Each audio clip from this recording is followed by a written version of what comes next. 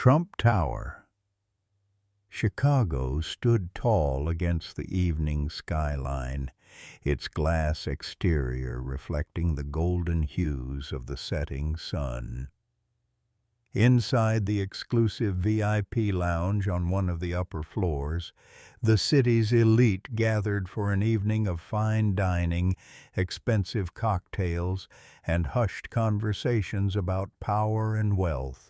Karen Lancaster entered the lounge with the confidence of someone who believed she belonged to the highest ranks of society. In her early 50s, draped in an expensive Chanel dress, red-soled Louboutin heels clicking against the marble floor, she exuded wealth and entitlement.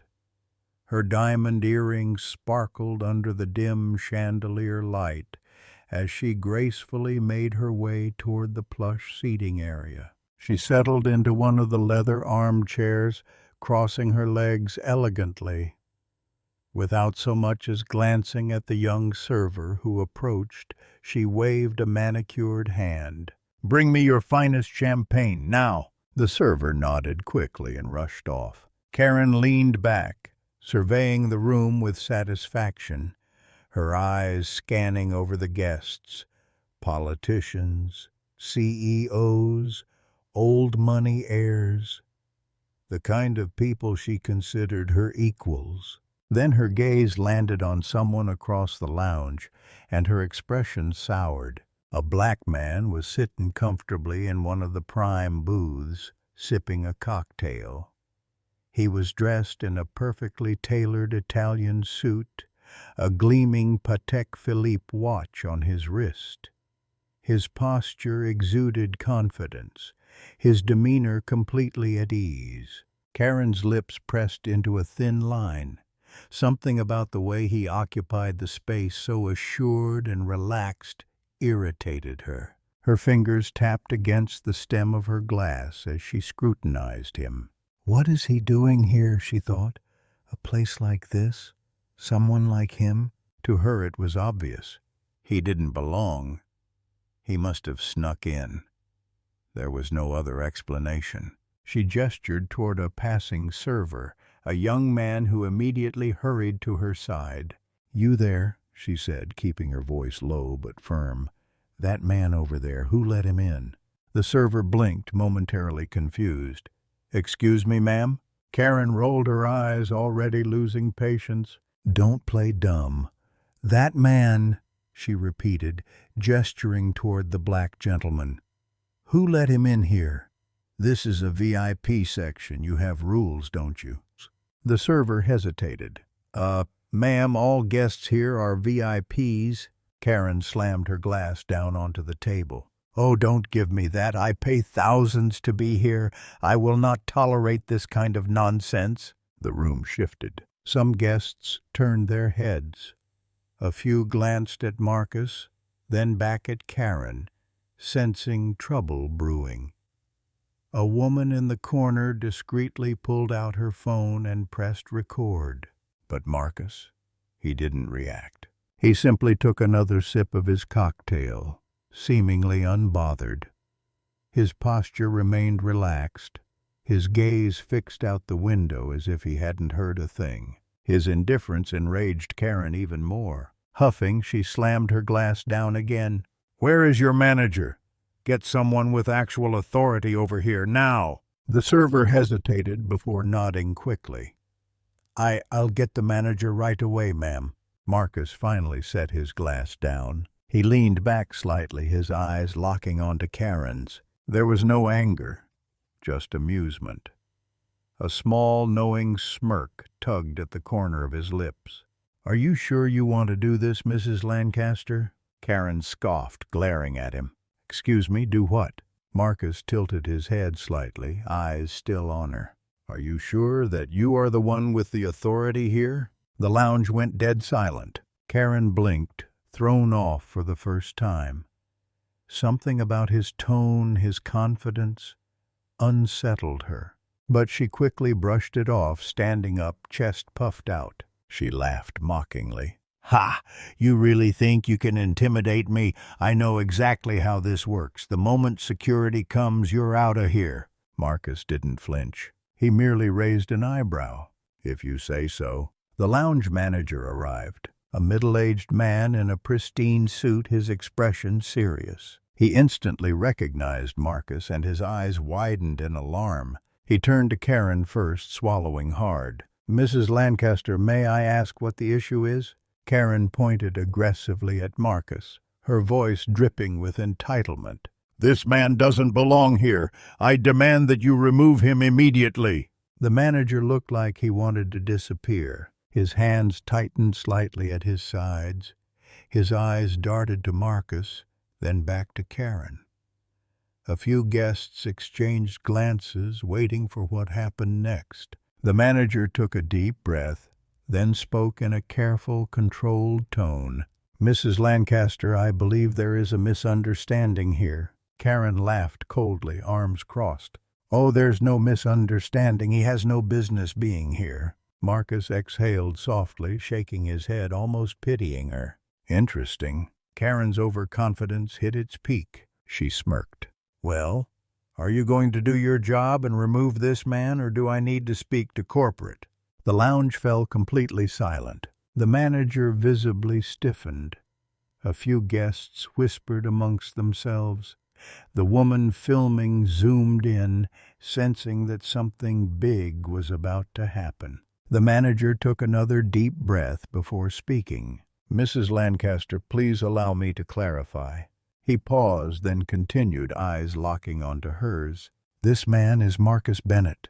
Karen blinked. The name didn't register right away. She rolled her eyes, impatient. "Yeah, and? Should I know who that is?" The manager's face remained unreadable, but his voice was firm. "You should, because Marcus Bennett is the owner of this hotel." The entire room went dead silent. Karen's face drained of color. Her mouth opened slightly, then closed, then opened again. The realization crashed over her like a tidal wave. She stammered, her voice barely above a whisper. "What?" And just like that, everything changed.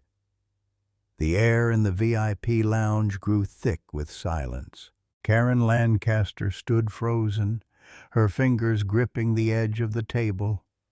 The weight of the manager's words pressed down on her like a crushing force. "Marcus Bennett is the owner of this hotel." Her mind scrambled for a way to process what she had just heard. She blinked rapidly, as if trying to reset reality itself. The lounge manager stood stiffly before her, his face neutral, but the discomfort in his eyes was clear. Around them, guests exchanged looks, some amused, some whispering, a few holding up their phones, recording every second of the unfolding disaster. Karen forced out a short, awkward laugh, her voice brittle. "You must be joking," she scoffed, turning her sharp gaze back to Marcus, who was still seated, still composed, still completely in control. "He can't possibly be the owner." No one laughed. Marcus simply lifted his glass, took a slow sip of his drink, then set it down with measured precision. The manager cleared his throat. "Mrs. Lancaster, I assure you there is no mistake." Karen's breath quickened. This wasn't happening. This couldn't be happening. A man like Marcus Bennett, someone she had assumed was an athlete, a rapper, or some lower-class guest who had slipped past security, owned this place?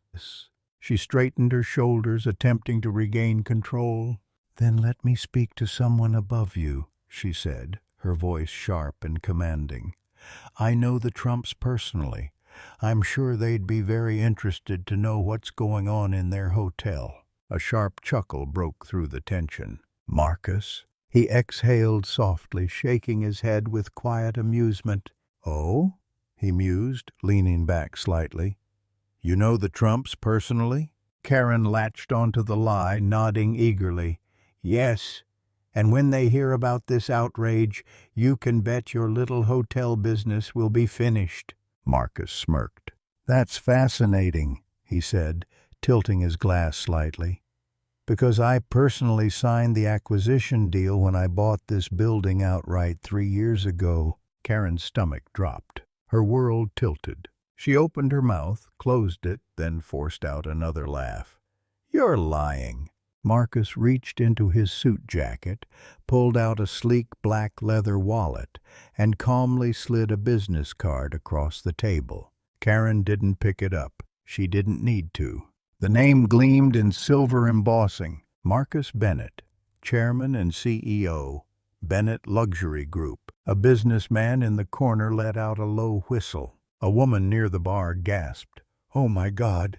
Karen's face drained of color. She knew that name. Everyone knew that name. Marcus Bennett wasn't just rich. He wasn't just successful. He was one of the most powerful luxury real estate developers in the country. Karen's hand started to shake. Marcus exhaled, tilting his head slightly. Would you like me to call my legal team to verify it for you? Karen felt a rush of heat crawl up her neck. The quiet murmurs in the room grew louder. Her throat tightened. She had made a terrible mistake, but she wasn't about to admit it. Instead, she snapped. Her hands slammed against the table, rattling the glassware. This is ridiculous, she shouted. I am a paying customer. I have rights. The lounge manager's polite mask cracked. His voice dropped into something firmer. Mrs. Lancaster, you are making a scene. Karen's head whipped toward him. A scene? She spat. I am being discriminated against. The entire lounge reacted at once. Gasps, scoffs, a few outright laughs. A younger woman at a nearby table smirked. Oh, so now she wants to play the victim? A man in a sharp gray suit shook his head. Jesus, this woman is out of her mind. Karen's face burned. This was not how things were supposed to go. I want security, she barked. I want him removed from my sight. The lounge manager turned to Marcus, his face tense, waiting for direction. Marcus let out a slow, deliberate sigh before glancing at the entrance. Well, he said, voice as smooth as the bourbon in his glass, you got your wish. 2 large security guards in black suits had arrived, but they weren't looking at Marcus. They were looking at her. Karen's throat tightened. What is this? The lounge manager cleared his throat. Mrs. Lancaster, he said formally, I'm afraid we're going to have to ask you to leave. Karen's body locked up. What? A few guests laughed outright. Marcus simply lifted his glass and took a slow sip, not bothering to watch what happened next. Karen looked wildly between the manager and the guards. No, I am not leaving. The security guards took a step forward. The weight of reality crashed down on her. This wasn't a negotiation. This was happening. Her world was closing in, and she had no way to stop it. The guards didn't grab her. They didn't have to. The humiliation alone was enough to push her to her feet. I'm Karen Lancaster, she screeched, backing away. This is a mistake. But no one came to her defense. No one cared. A slow clap echoed from the back of the room. Karen's eyes darted toward the sound, but she couldn't see who had started it. It didn't matter, because soon others joined in. And as the claps filled the room, Karen felt the final shred of her dignity slip through her fingers. The security guards flanked her on either side, escorting her toward the exit. She twisted around one last time, her voice hoarse, desperate. Somebody stop them! No one did. The last thing she heard before the doors shut behind her was Marcus's voice, calm and amused. Enjoy your evening, Mrs. Lancaster. She was gone. But her nightmare was only beginning.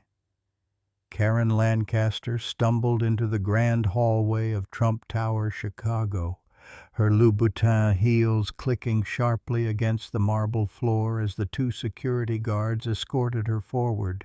Her breath came in short, ragged gasps. The lights seemed too bright, the walls too close. The murmurs of the onlookers, some confused, others outright laughing, rang in her ears like sirens. This wasn't happening. It couldn't be happening. She had walked into this building just an hour ago as one of the most powerful women in the city. And now she was being dragged out like a criminal.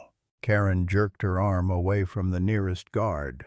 "Get your hands off me!" she hissed, voice shaking with rage and humiliation. The guards exchanged glances but said nothing.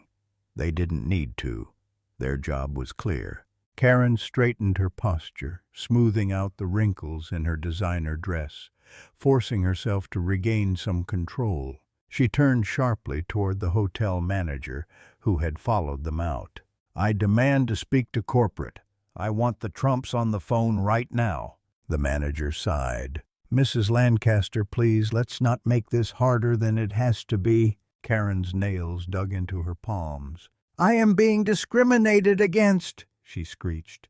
"This is a lawsuit waiting to happen." A scoff came from somewhere behind her. She spun around. A group of young professionals had gathered near the bar, watching the scene unfold. One of them, a woman in a sleek black blazer, shook her head in mock sympathy. "Oh, honey, you really went for the victim card." Her friend laughed, shaking his head. Classic Karen move. Karen's face burned. "You don't understand," she snapped. "This is my city. That man has no right to be here." The moment the words left her mouth, she realized her mistake. A hush fell over the onlookers. Karen's pulse skyrocketed. Even the security guard stiffened. For a split second, it was as if time had frozen. Then, slow and deliberate, the manager took a step forward. "Mrs. Lancaster," he said carefully, "I strongly suggest you leave now before this gets worse for you." Karen opened her mouth to protest, and then she heard it. A low, collective murmur rippling through the crowd. She turned her head, following their stares, and then she saw it. A dozen phones held high, all recording. Some were live streaming, some were taking photos, all capturing her meltdown in real time. Karen felt the blood drain from her face. Her mouth went dry. She took an instinctive step backward, shaking her head. "No, no, stop recording!" A woman near the front smirked. "Oh, sweetie, it's a little late for that." Karen's head spun. She looked wildly at the security guards, as if expecting them to stop it, but they only stepped aside. And standing in the space between them, completely unbothered, entirely in control, was Marcus Bennett. He hadn't followed them out in a rush. He had taken his time. He stood with his hands in his pockets, his expression unreadable, watching her with the quiet patience of a man who already knew exactly how this would end. Karen's throat went dry. Marcus exhaled through his nose, tilting his head slightly. "Mrs. Lancaster," he said, voice calm, "do you still believe you have authority here?" Karen's lips parted. For the first time in her life, she had nothing to say. This isn't over," she finally managed, though her voice lacked the force it had before. Marcus didn't react. He didn't need to, because at that moment, a voice echoed through the lobby's speakers. "Breaking news! Businesswoman Karen Lancaster under investigation for financial fraud." The entire room shifted toward the giant LED screen mounted behind the bar. Karen turned slowly as if in a nightmare, her movements sluggish, reluctant. And there on the screen was her own face. A live news broadcast was playing, the anchor speaking over footage of Lancaster Enterprises headquarters. Sources confirm that Lancaster Enterprises is currently facing a federal investigation for tax evasion, embezzlement, and money laundering. Karen stumbled. No, this can't." FBI agents were seen entering the company's main offices earlier today. She clapped a hand over her mouth. A few people in the crowd gasped. Others simply watched in fascination as the scandal unfolded in real time. Karen spun back to Marcus, her pupils blown wide with panic. "You!" she screeched. "You did this!" Marcus barely raised an eyebrow. "I don't involve myself with criminals, Mrs. Lancaster." The words hit her like a physical blow. She clutched at her chest, her breath ragged. Marcus took a step forward, voice low, deliberate. "Your problem isn't me. Your problem is you." The finality in his tone sent a wave of nausea rolling through her stomach. Karen took one last desperate look around the room, at the guests who once respected her, now whispering behind her back. At the hotel staff who had once catered to her every whim, now standing with thinly veiled amusement. At the security guards who no longer saw her as a VIP, just another guest being escorted out. And at Marcus Bennett, the man she had tried to humiliate, the man who had let her destroy herself instead.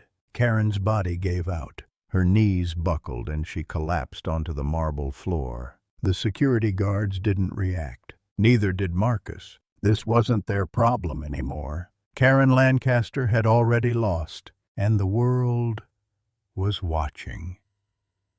Karen Lancaster knelt on the marble floor of Trump Tower, Chicago, her breath coming in short, frantic gasps. Her world was collapsing around her. Everywhere she looked, there were cameras, phones held high, smirks, whispered laughter, and worst of all, Marcus Bennett, watching her with calm indifference. She clutched at her chest, struggling to process what had just happened. The news broadcast was still playing on the massive LED screen above the bar. Karen's own face stared back at her, not as a powerful businesswoman, but as a disgraced fraudster. Federal authorities confirm an ongoing investigation into Lancaster Enterprises. Karen squeezed her eyes shut. This wasn't real. It couldn't be real. She had to find a way out of this. "This isn't over!" she shrieked, forcing herself to stand. The crowd barely reacted. The manager sighed. The security guards didn't move. They were waiting for her to accept it. But she wouldn't. She couldn't. Karen turned sharply toward Marcus, her entire body shaking with rage. "You!" she spat. "This is your fault!" Marcus didn't blink, didn't flinch, didn't even acknowledge the accusation. He simply took a slow sip of his bourbon, then set the glass down with meticulous care. "Mrs. Lancaster," he said smoothly, "I don't believe I had anything to do with the choices you made." Karen's stomach twisted. The way he spoke, the control in his voice, he knew. He had known all along. Karen felt her throat tighten. "What did you do?" Marcus exhaled through his nose, shaking his head as if he pitied her. "Nothing." His lips curled into the faintest smirk. "I just let you talk." Karen's entire body went cold. The realization crashed over her. The fury, the entitlement, the scene she had caused. She had done all of this. And Marcus Bennett had just let it happen. A woman near the bar let out a low whistle. "Damn," she murmured to her friend, shaking her head. She really set herself up for that one. The weight of her own downfall was pressing down on Karen's chest, making it impossible to breathe. And then a voice cut through the air. "Mrs. Lancaster?" Karen turned sharply, her heart hammering against her ribs. A man in a dark suit was approaching, tall, broad-shouldered, moving with authority. His polished shoes clicked against the marble floor. The security guard stiffened. Even the manager straightened slightly. Karen's stomach dropped. She knew instantly this man wasn't just another hotel employee. He reached into his jacket, pulled out a leather badge wallet, and flipped it open. The words gleamed under the chandelier's light. "Federal Bureau of Investigation." Karen felt her legs buckle again. "Mrs. Lancaster," the agent said, "I'm Special Agent James Porter. I need you to come with me." The room went dead silent. Karen froze. Her mouth opened. Nothing came out. "What?" she finally choked out. Agent Porter reached into his coat pocket and pulled out a manila folder. He held it up just enough for her to see. Karen immediately recognized the Lancaster Enterprises logo stamped on the front. Her company, her empire, and now her evidence. "I assume you're aware that your company has been under investigation for the past 6 months, Porter said, flipping the folder open. Karen's pulse roared in her ears. Her entire body locked up. No, she stammered. "That's not... I don't know what you're talking about." Porter didn't even blink. He pulled out a sheet of paper and read from it. Multiple offshore accounts linked to Lancaster Enterprises, flagged for tax evasion, embezzlement, and money laundering. Karen's vision blurred. This is a mistake, she gasped. Porter's jaw tensed. Funny. That's what most people say right before the indictment. Someone in the crowd snorted. Karen whipped her head around, desperate for support. But there was none. I need to make a call, she whispered, voice trembling. Porter's jaw tensed. You'll have plenty of time for that downtown. The security guard stepped aside. Karen staggered back. She shook her head violently, tears brimming in her eyes. No, this isn't happening. She turned to Marcus one last time. Her hands shook with rage. You did this! Marcus finally stood, slowly, deliberately. He buttoned his suit jacket and regarded her with the same calm amusement he had maintained the entire time. Mrs. Lancaster, he said, his voice low, composed, and devastatingly final. You did this to yourself. Karen felt her world crack open. Everything she had once controlled, her power, her status, her entire existence, gone. Agent Porter stepped forward. Mrs. Lancaster, please turn around. Karen barely heard him. Her ears rang. Her lungs seized. She was hyperventilating. She barely even registered it when the agent reached for her wrists, until the cold click of handcuffs snapped around them. Karen let out a strangled sob. Marcus picked up his glass one final time, his voice almost too soft to hear. Actions have consequences. Karen collapsed. The security guards didn't react. Neither did Marcus. This wasn't their problem anymore. Karen Lancaster had already destroyed herself, and the world was watching. Karen Lancaster's screams echoed through the grand marble hallway of Trump Tower, Chicago, as the cold steel of the handcuffs locked around her wrists. The once glamorous businesswoman who had strutted into this building with the confidence of a queen was now being escorted out like a criminal. She twisted violently against the FBI agent's grip. Let me go, I haven't done anything wrong. But her words carried no weight. Not anymore. The crowd in the lounge had spilled into the hallway, watching every second unfold. Phones were still raised. Karen's public execution was being streamed to thousands. Soon it would be millions. She turned her tear-streaked face toward the onlookers, her voice cracking with desperation. "Why are you just standing there? Help me!" A short silence followed. Then a single laugh, a sharp, amused chuckle from the back of the crowd. And that was all it took. Laughter spread like wildfire. Some people shook their heads in disbelief. Others whispered to each other, their smirks barely hidden. A woman near the bar, still filming, turned to her friend. "You can't make this up," she said, shaking her head. "This is the most satisfying downfall I've ever seen." Karen's chest heaved. The humiliation was unbearable. She whipped around, locking her eyes onto the only person in the room who still looked completely unbothered. Marcus Bennett. He still stood exactly where she had left him, still calm, still composed. He never even had to raise his voice. Karen's entire body trembled with rage. "This is because of you," she spat, her voice shaking. Marcus simply exhaled, shaking his head as if he were bored. "No, Mrs. Lancaster." He took a slow sip of his drink, setting the glass down with precision. "This is because of you." Karen stopped struggling. For the first time she had no comeback, because she knew deep down he was right. She had spent years believing herself untouchable, that her money, her name, her privilege could protect her from any consequence. But now none of it mattered. The world wasn't on her side, and it never would be again. Agent Porter tightened his grip.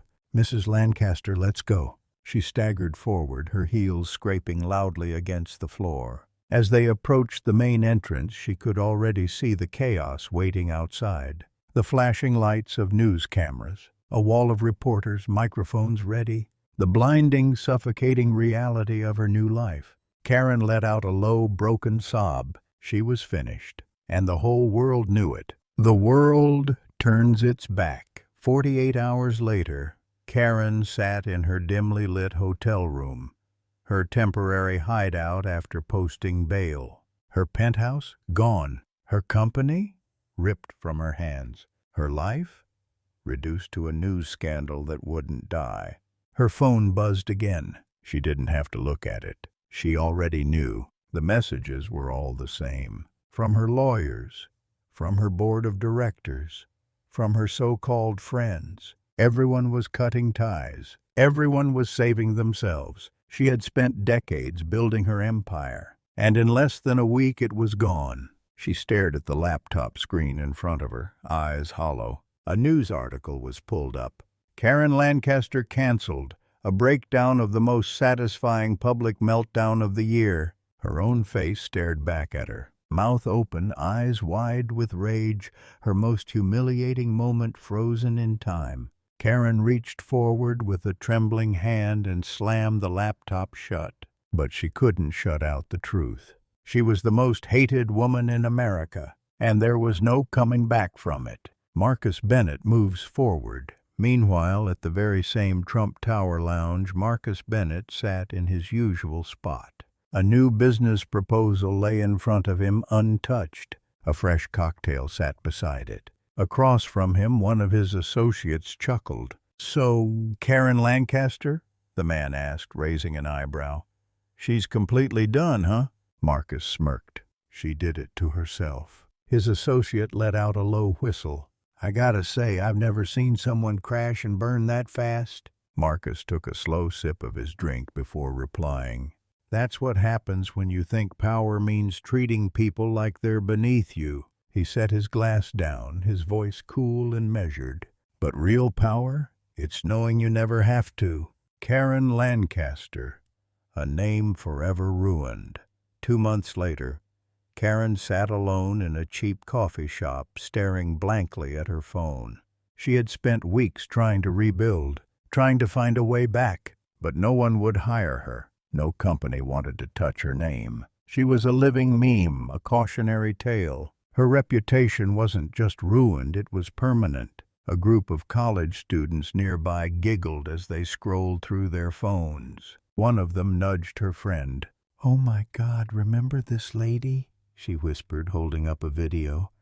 "The one who tried to kick out the hotel owner?" The other girl burst into laughter. "Oh my God, yes, what an idiot. She thought she could cancel him, but she canceled herself." Karen felt her stomach drop. She whipped her head around, ready to snap at them. But then she stopped. They didn't even recognize her. They were laughing at a video, a story, a disaster they had already moved on from. To them, she wasn't even a real person anymore, just a joke. Karen clenched her fists, staring down at her coffee. She would never escape this, no matter how much time passed, no matter what she did. The internet never forgets, and neither does karma. The end.